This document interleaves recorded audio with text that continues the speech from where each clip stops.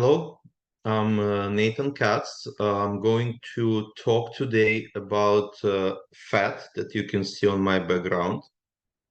I have to disclose I'm the CEO of the company that involved in development and manufacturing products in the field of regenerative medicine, specifically related to the processing of the fat. However, this presentation, I will try as much as possible to present the scientific um, aspects of the adipose tissue and application of the adipose-derived products in the different regenerative medicine applications. I'm holding PhD in biology, and I have medical background. You can see that we love your fat. It's our slogan, and we literally love the fat because fat is very potent and very rich human tissue that, if leveraged properly, can be applied for different application in pain mitigation, aesthetics, and wound healing. And that's what we do, what industry does, and the goal to find the proper way how to apply fat, how to process fat properly, and how to learn deal with the adipose tissue.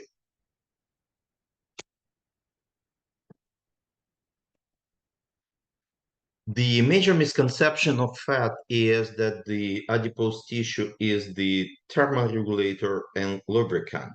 Yeah, but we need to remember that adipose tissue is a very complex organ, in fact, and it's been discussed and reported in multiple publications related to adipose tissue that it's involved in multiple biological metabolic process in our body, and it's a major endocrine organ responsible for secretion multiple cell-to-cell communication agent.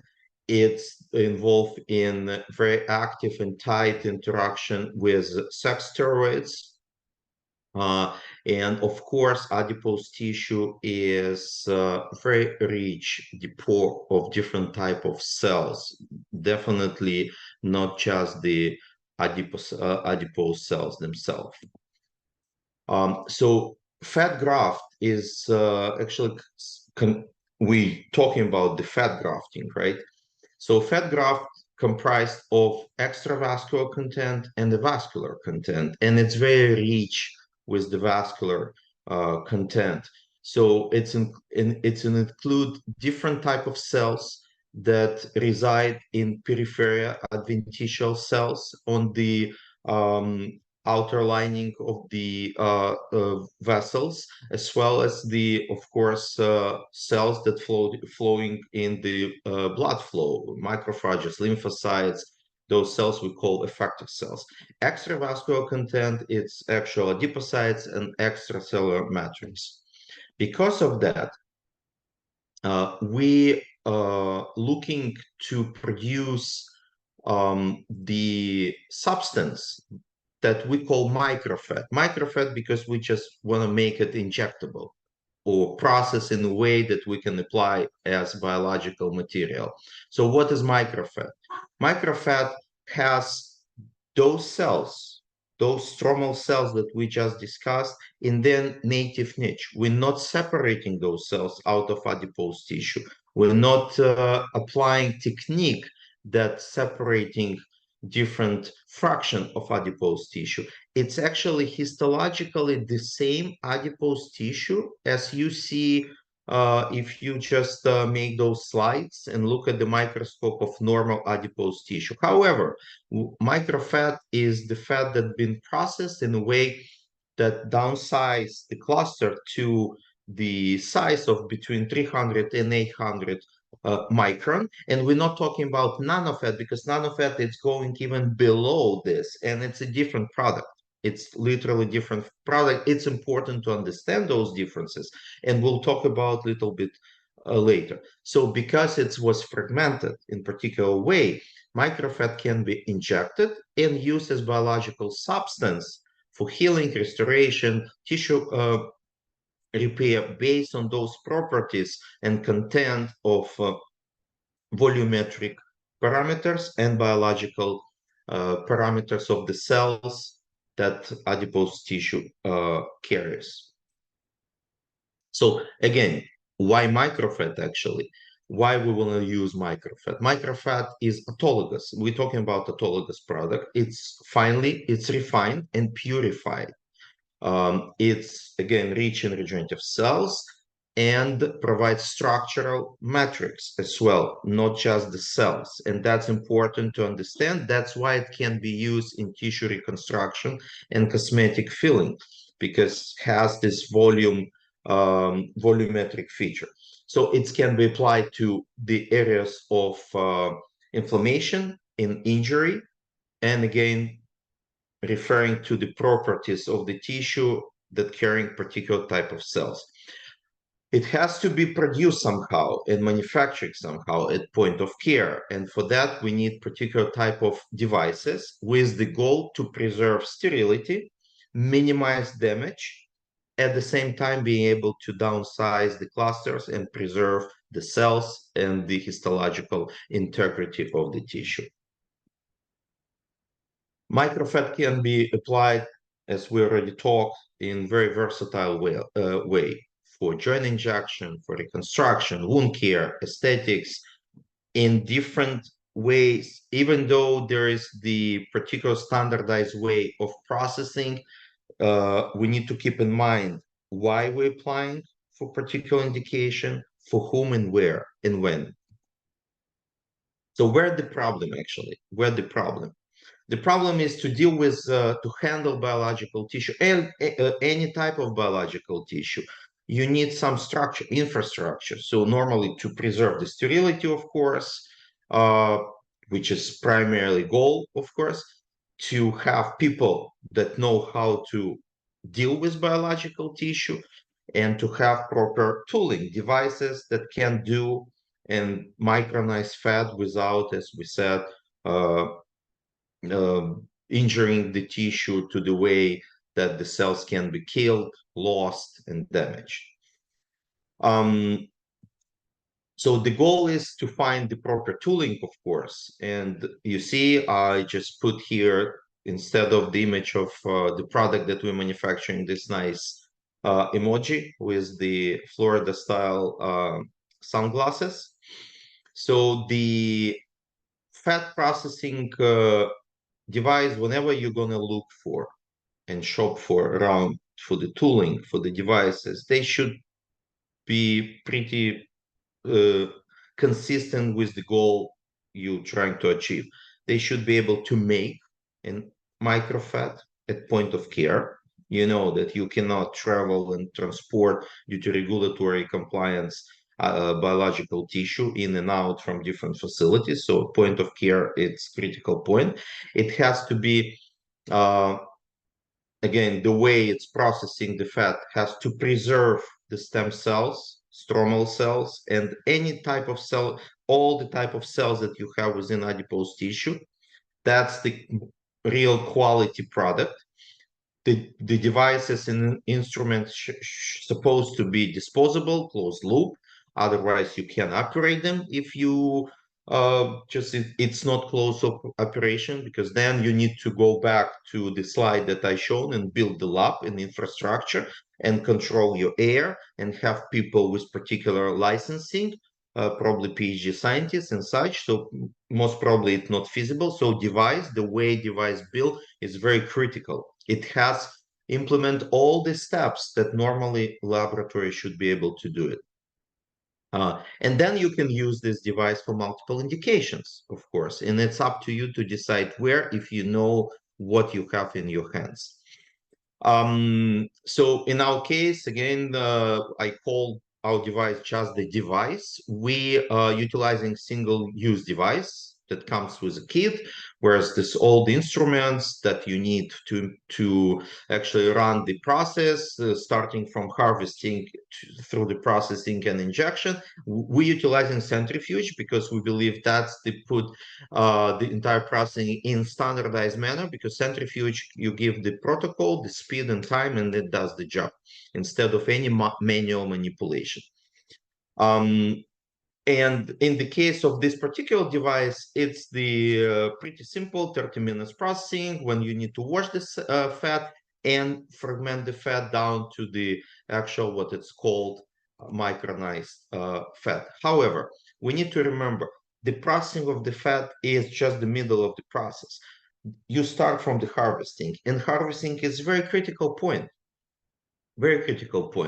because the type of cannula that you use define the size of those fat fragments that are going to be loaded in the device and process and downsize, but depends where you start, from which level you start downsizing.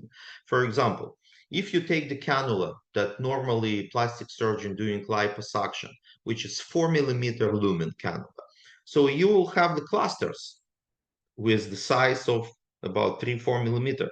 So can you imagine taking 3 millimeter and squeezing through 1 millimeter? What you're gonna get? You're gonna get orange juice with barely any pulp.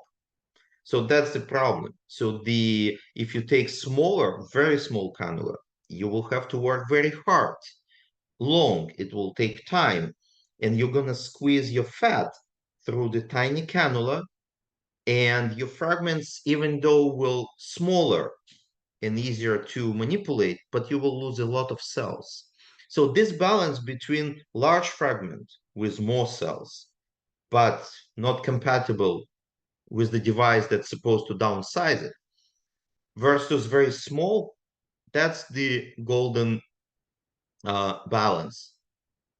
And you need to understand when you're using some technologies, like if you just mixing the fat, you take mixing the fat between two syringes, so emulsifying the fat, you just blowing out the adipocytes. If you squeezing the fat through the mesh, large chunks of fat through the tiny mesh, you're getting what I was saying, kind of orange juice. So all this manipulation, you have to understand the mechanics. Even the cannula itself, there is a shear force. So, if you use the cannula, that there is improper ratio between the hole size and the lumen, you need to understand the physics.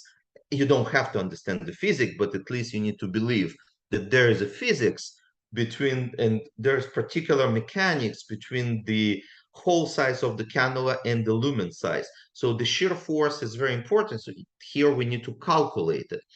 That's the actually the art of getting proper tooling for actual lipoaspiration.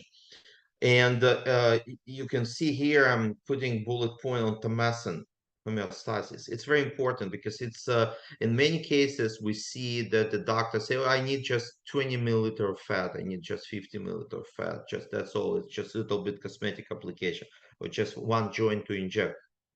So I will just put a 20-30 cc of Thomason solution. That's fine. That will be.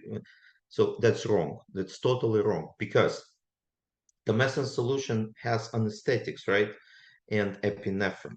So to deliver particular volume, dose of epinephrine to constrict actually your capillary network at the size of, no matter how much you're going to harvest, you still deliver a dose. So in my very good understanding, the minimal dose that you need to deliver, regardless how much fat you would like to harvest, it's at least 400 cc of Thomason solution, preferably 500 cc of Thomason. But all this discussion, like 100 cc is enough, 200 cc is enough, you will be in very dire situation if you're not delivering proper amount of Thomason solution. You will see your fat bloody, the patient won't be comfortable, Your bruises will be tremendously covering large area. Nobody will be happy. Just take a little bit more time and deliver proper amount of proper solution. So what we're trying to address in entire this process is the cannula that make your harvesting fast and efficient. The syringe design is important because if you take the large syringe, pull the bar all the way, you produce the like way higher pressure, negative pressure than you need, and you need no more than 400 millimeter of pressure. So uh, you need to know what you have in your kit. You need to understand what tooling you use. In our particular kit that we have in this case, it's 30 cc that we design in a way that it can be gradually increase the pressure, so you continuously maintain the same pressure when you're filling up the syringe. So, and by the way, the syringe that we have in this product is the only one on the market that FDA cleared for specific liposuction. Everything else in different kits on the market, it's all the syringes that used offline and off label, sorry, and they never been tested and approved for liposuction. So the gentle fragmentation, the fragmentation can be just whatever. That's what I was talking about, squeezing through the mesh. Well, the results, maybe you can say the companies here and there saying, okay, the results very good, patients happy, but you know, patient can be happy with the placebo as well. Then you need to understand what actually you're delivering there, and fragmentation of the tissue that preserves the cells intact and not kicking them out, not tearing them apart, not killing mechanically. Or even if you, I tell you what, you're spinning, let's say using the centrifugation. If you just take the tissue that wasn't washed, not supported, they just spinning, you're creating enormous amount of reactive oxygen species that will just kill the cells. So the way it's even washed in the centrifuge, it's also important. And design of the tooling is very important. So the centrifuge provides you some level of standardization, of course, as I said, time and force. It's not manual. It's not depends on 20 times you kicking the syringes back and forth or shaking or whatever. It just set up with the same force and same time. And of course, closed loop, as I said, that's your safety, sterility that defines the outcome, the quality of the eventual application. Cost always is important. You need to compare everything: cost, efficacy, sterility, convenience, how it fits in your practice flow. So all these components all together define your decision what to use, where to use, and how to use. So cells, it's our dose. That's the active agents. How many cells adipose with your product you can deliver, because whatever is we're talking about adipose tissue is okay, volumetric, it's clear, but the biological activity of the substance is relying on the cell content and how many cells you're delivering. This is your dose, and that's very important to know. um, Many companies not even talking about the dose, like do this and that's you injecting, everyone will be happy. You as physician and doctors, healthcare providers, you need to understand, because there is no anything you can put in the body without understanding of the dose. That's the basic of any pharmaceutical biological product. So here the device that I'm talking about delivering the number of close to, like in average, it's 1.4 million of cells per milliliter of final product versus whatever you can see barely any in many filtration devices. And if you're talking about this toner, nano-fat based 10 years ago, that's not even comparable. So, and then you can calculate the total volume, total number of cells. You're calculating how much cells you can deliver. Then you can follow up those patients based on the dose it's been delivered. So in some cases, maybe you need to just deliver 5 ml, and that would be sufficient. In some cases, 10 ml, and that would deliver particular dose. And we can refer to some publication that discussing the importance and effect of different dose. And I don't want to go too far, but those publications are available and we can talk about it. So device that delivering you high dose of cells, you have much more leverage understanding the dose dependence of the final effect. And that's what I'm talking about. The different type of devices as a tool for processing and preparation of your adipose product, they needs to be assessed on particular parameters, the how much fat you can process, how much you can get out of this processed fat, the ratio. Let's say you have 50 ml of fat, how much you get to inject, 10 cc, 50 cc, like how much you lost, how many cells you're going to be preserved. Of course, regulatory compliance, who makes the products, how it fits in your workflow, because if you the one that has to stay and next to the patient bed and process and do and manipulate the fat, you probably won't be happy. You probably will be overwhelmed. You just finish your harvesting, then you need to process. So if the device is simple enough, if it can be used in the just next door or by your assistant, and like releasing some of your time, and during this 20-30 minutes that it's processed by your nurse or assistant, which is not difficult to train him do, and this will free up your time, that's probably some of consideration needs to be considered, needs to be counted when you decide what tooling you're going to use. Of course, the price and support, which is very important, what the company does to manufacture does for you to provide you training, education of your team, of your patients, and support if you have any issues with the going during the training and going forward. Regulatory aspects, very critically important. So in this case, we're not playing gray zone. We're actually talking about the products, and you should talk about. So I'm not going too far about the exosome, placental, different type of tissue, FDA regulation, and such and such. You need to keep in mind very straightforward. Not everything the companies and your salesperson telling you, it's not necessarily uh, black and white. You need to little bit learn by yourself and understand what the regulation says and how not to get screwed up somewhere just because someone telling you something that is incorrect. So, and that's what we're talking about here. It's we're talking about autologous, of course, minimal manipulation that keep and preserve the histology of the tissue.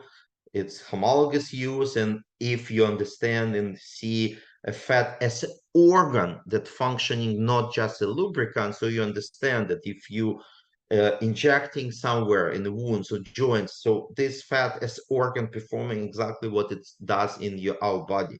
And in some when you bring in, I had this conversation with some FDA agents, when you presenting, they can't say anything about this if you educate them properly. So that's the homologous compliance, pretty straightforward as is, even though some people can argue against. But again, it's going back to definition of the adipose tissue, what adipose tissue does in your body. If it's just thermoregulator, of course, you nothing to thermoregulate in your knee. But if it's biological active organ, then you think you understand that. Applying is in the place of inflammation and injury, it's pretty much mimicking the function of the fat tissue in native subcutaneous, when it's in native position of subcutaneous fat.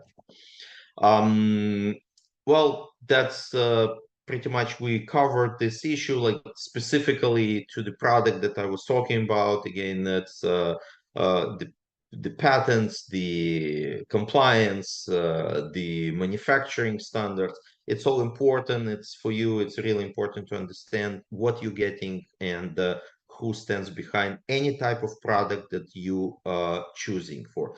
I would like to touch base literally in few seconds about the different biological product, because you know, in your hands you will have exposure to adipose product, PRP, BMAC. We need to understand all these products. It's under the same orthobiologic umbrella, but each one has different active agent, different type of mechanism of action. You need to understand, like BMAC. It's not stem cells product, because the stem cells hematopoietic, nothing to do with the muscles and the soft tissue. So a majority of the effect in BMAC, it's very powerful, because it has monocyte, neutrophils, macrophages, and it's modifying and immunomodulating the environment very effectively. But you need to understand, if you in chronic condition that lasting 15 years, the pain been since injury happened during the skiing 10 years ago, with nothing modulating now, we need to repair the tissue. And here the adipose, probably it would be the best choice. If you have sport trauma, that BMAC maybe would be your first, or PRP, first line of your preference. But it's much more science here, and needs to be like, it's probably the subject for another presentation. But you need to understand that they all different. They have different doses, different active agent, different receptor they working with, and different indication to apply for.